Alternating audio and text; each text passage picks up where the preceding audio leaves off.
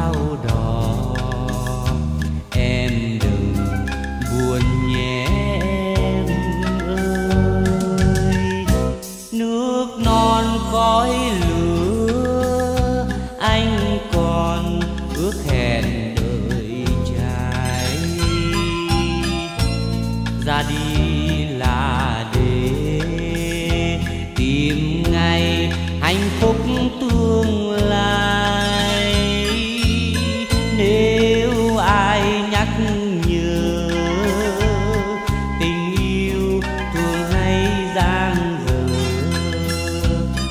người yêu thường đi cách chờ, buồn chi cho má thắm hoen.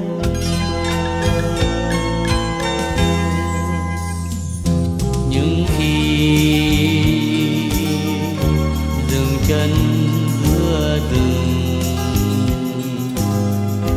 hãy ngồi lặng thinh trong bóng đêm, anh nhớ em nhiều thêm.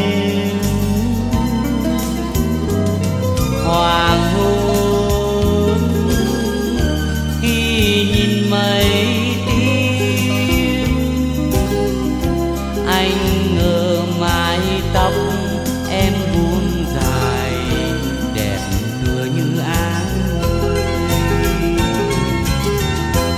Đâu cho núi lở non mòn chúng mình còn thương.